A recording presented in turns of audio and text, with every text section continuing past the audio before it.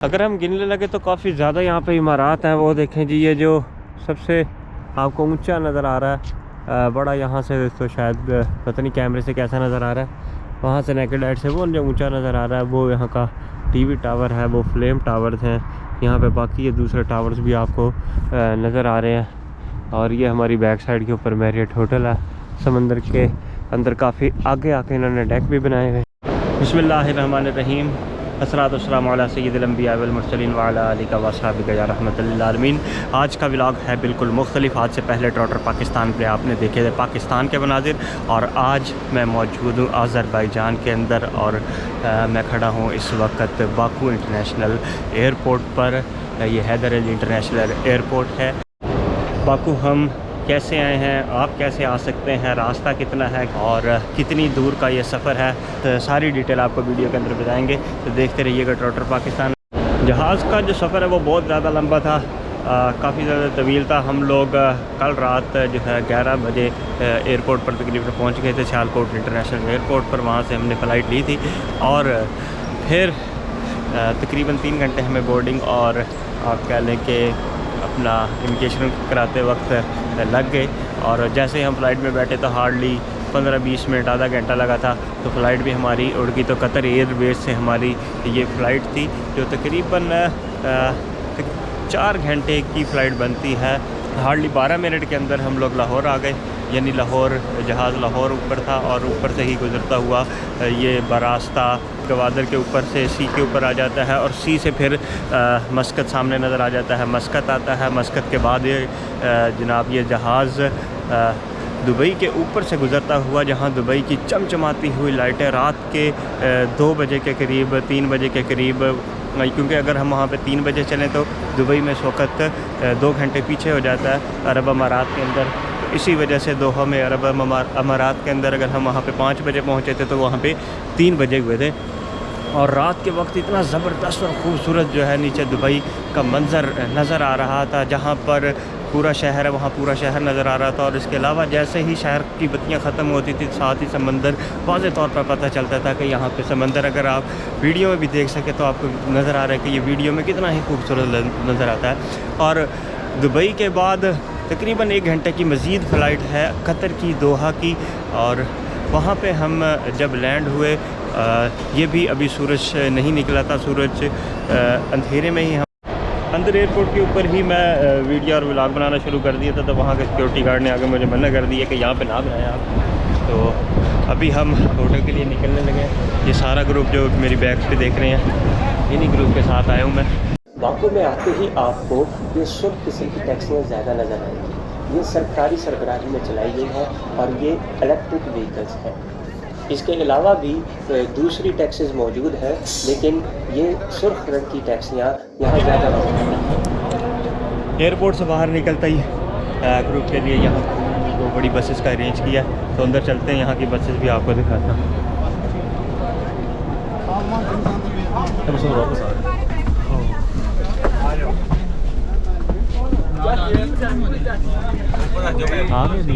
यहीं कोई बैठेगा ना, रख दिया बस, ठीक है जी। इसमें भी ऊपर एडजस्ट करते हैं यहाँ पे, अपना भी करते हैं ध्यान से, नीचे ना गिरे। अब तक नज़र आने वाली गाड़ियों बशमूल बसों के तमाम गाड़ियाँ लेफ़्ट साइड ड्राइव ही नज़र आई हैं। क्या बात है, ये ग्रैंड कैबिन सही रहेगी पाकिस्तान में टूरिस्ट के लिए। अभी तकरीबन 2 बजे का वक्त हुआ है और अच्छी खासी धूप निकली हुई है, लेकिन इतनी ज़्यादा यहाँ पे गर्मी नहीं है, मौसम बिल्कुल नॉर्मल है, धूप अच्छी लग रही है। एयरपोर्ट पर बाय बाय कहते हैं अगर बाकी शहर की तरफ चलते हैं। बाकू का एयरपोर्ट शहर से काफ़ी ज़्यादा दूर है, तकरीबन 30 मिनट और 40 मिनट के करीब लग जाते हैं शहर के करीब पहुँचने में। एयरपोर्ट का दरवाज़ा यानी मरकज़ी जो गेट है एंट्रेंस का, वो बहुत बड़ा और लग्जरी बनाया गया है। इसकी शक्ल एक ओवल टाइप की रखी गई है और उसके सेंटर के अंदर आज़रबाईजान के झंडे के अंदर जो तारा है वो तारा भी बनाया गया है। ये गेट देखने में वाकई खूबसूरत और दीदार लगता है। गेट से बाहर निकलते ही दोनों तरफ बड़ी बड़ी और खुली और कुशादा सड़कें शुरू हो जाती हैं, जिस पर तकरीबन दुनिया की हर मॉडल की गाड़ी, हर कंपनी की गाड़ी यहाँ पर चलती है। बाकू अज़रबैजान की करेंसी मनात है जो पाकिस्तानी तकरीबन 170 रुपये का एक मनात आता है। जैसे जैसे ही हम शहर के करीब बढ़ते जाते हैं वैसे ही इंफ्रास्ट्रक्चर में इजाफा होता जाता है और बड़े बड़े पुल नज़र आने शुरू हो जाते हैं, ऊंची इमारतों में भी इजाफा हो जाता है। इस तरह का पुल हमें लाहौर यादगार पर मिलता है या फिर मुजफ्फराबाद जब जाए तो वहाँ पर भी इसी तरह का बड़ी बड़ी रस्सियों वाला पुल नज़र आता है। अभी हम शहर के इतना करीब नहीं पहुँचे हैं, इसलिए ज़्यादा बुलंद इमारतें नज़र नहीं आ रही हैं, लेकिन हम जैसे ही करीब जाएंगे तो यकीनन ये इमारत काफ़ी बड़ी बड़ी नज़र आएंगी।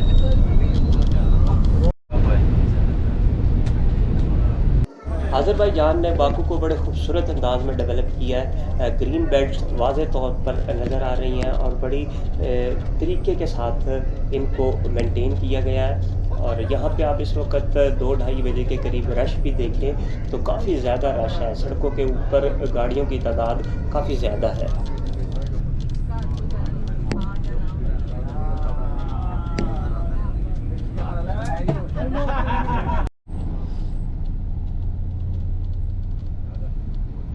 बाकू अज़रबैजान का कैपिटल सिटी है और ये जानकर हमें बड़ी हैरानी हुई कि बाकू 28 मीटर बिलो सी लेवल मौजूद है।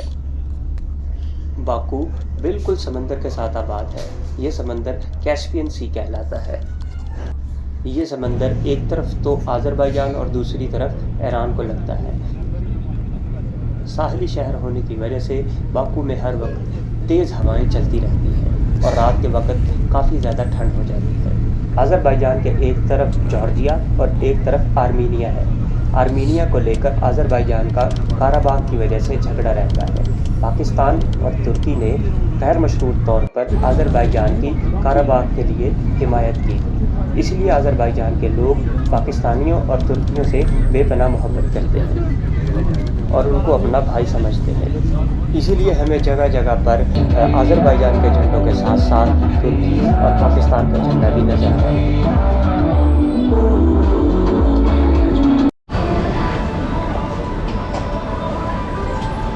लोग चलते हैं। अभी जगह तो पता नहीं कौन सी स्ट्रीट है, वो जाए जा रहे हैं। पुरानी स्ट्रीट नहीं होती थी जैसे वो ये देख रहे थे सारी बिल्डिंग पीछे जो 20 किलोमीटर है ना वो नया बना।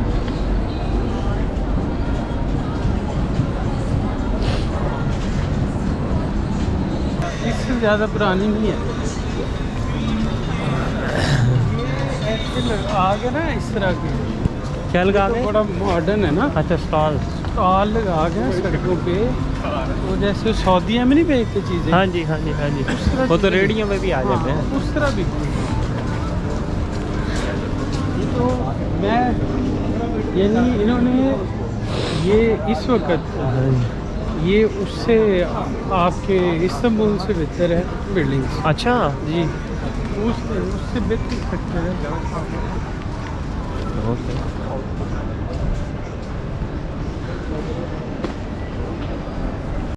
अज़रबैजान अरसा दराज तक रशिया के ज़ेर तसल्लुत रहा है। सोवियत यूनियन टूटने के बाद ये रूस से आज़ाद हुआ। अरसा दराज तक रूस के ज़ेर तसल्लुत रहने की वजह से यहाँ पर बहुत सी इमारत रूसी साख्ता या रूस का फन तामीर का मजहर नज़र आती है।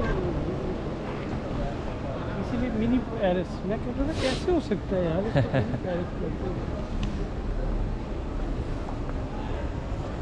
और अज़रबैजानी ज़बान के साथ साथ यहाँ सभी लैंग्वेज रशियन भी बोली जाती है और उसके साथ साथ ही स्कूलों में भी पढ़ाई जाती है।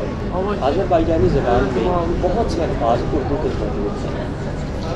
सब मुख्तलिफ होने की वजह से उन्हें पढ़ना थोड़ा सा मुश्किल लगता है। हम इस वक्त मोहम्मद अमीन रसूल स्ट्रीट में होते हैं, लेकिन जब इसे हम रस्मी खत में पढ़ते हैं तो ये पढ़ना काफ़ी ज़्यादा मुश्किल लगता है।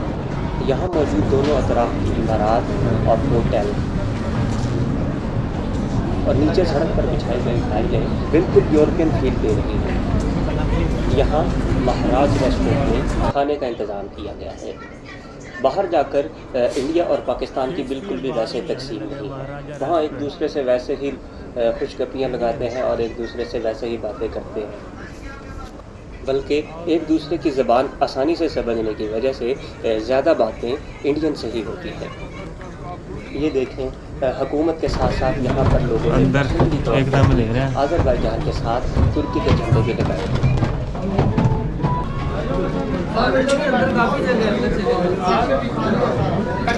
सेक्शन भी है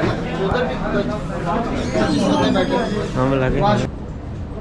आज़रबाईजान के लोग बहुत खुशमिजाज हैं, जो बाहर से आने वाले मेहमानों को अपने मुल्क में खुशामदीद कहते हैं। बाकू की गलियों में घूमकर ऐसा लगता है कि ये एक जदीद तरीन और तरक्की याफ्ता मुल्क है और टूरिज़्म इंडस्ट्री यहाँ बहुत ज़्यादा फ्लरिश हुई है, इसीलिए पूरी दुनिया से लोग यहाँ बाकू देखने आ रहे हैं। हर बिल्डिंग में नहीं बनाई।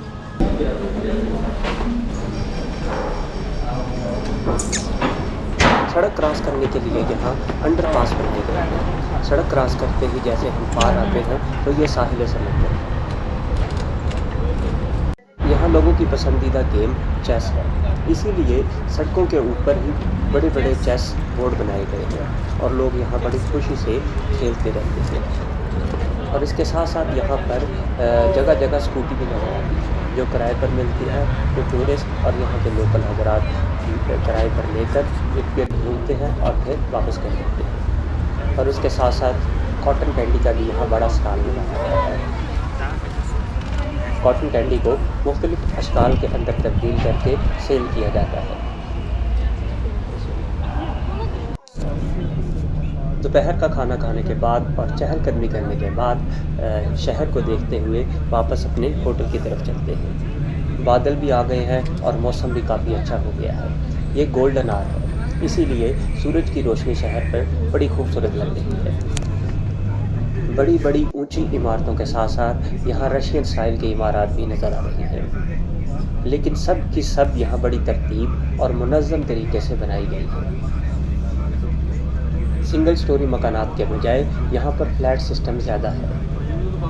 आज़रबाईजान की तकरीबन 25% आबादी बाकू में रहती है। इन बुलंदो बाला इमारत के अंदर नीचे दुकानें और ऊपर रिहाइश गाहें मौजूद हैं। जदीद बुलंदो बाला इमारत के साथ साथ कदीम इमारतें भी बाकू के शहर का हुस्न है। ये वीडियो क्योटा गुजरात मोटर्स की जानिब से स्पॉन्सर की गई है। ज़ैगब अब्बास कोंदल साहब और शाकिर हुसैन शाह साहब का बहुत शुक्रिया, जिन्होंने हमें आज़रबाईजान का ये टूर करवाया। हमारा होटल बिल्कुल समंदर के साथ मौजूद है।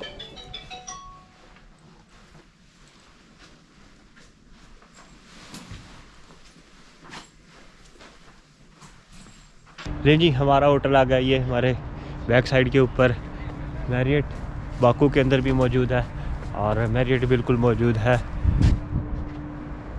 समंदर के बिल्कुल साथ। कैस्पियन सी चारों तरफ से खुश्की से घिरा है, यानी ये दुनिया की सबसे बड़ी झील है। इसे बहरे गिलान भी कहा जाता है। दुनिया की इस सबसे बड़ी झील के एक तरफ ईरान, आज़रबाईजान और रशिया हैं, जबकि दूसरी तरफ तुर्कमानिस्तान और कज़ाकिस्तान मौजूद है और इसे कोई दूसरा समंदर टच नहीं करता। कैस्पियन सी का रकबा तकरीबन 3,71,000 मुरब्बा किलोमीटर है।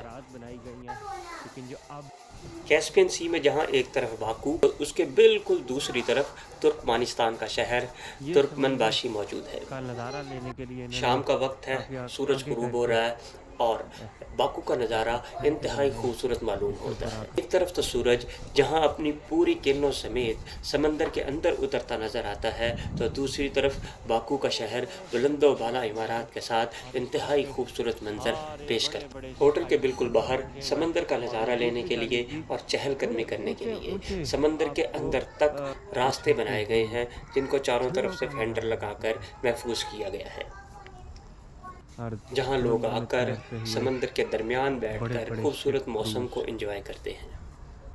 ये हमारे आज का पहला दिन था। कल हम बाकू शहर के अंदर जाएंगे, कार म्यूज़ियम देखेंगे, कार्टिंग करेंगे और बॉलिंग करेंगे। तो देखते रहिएगा ट्रॉटर पाकिस्तान और हमारे चैनल को सब्सक्राइब भी ज़रूर कीजिएगा।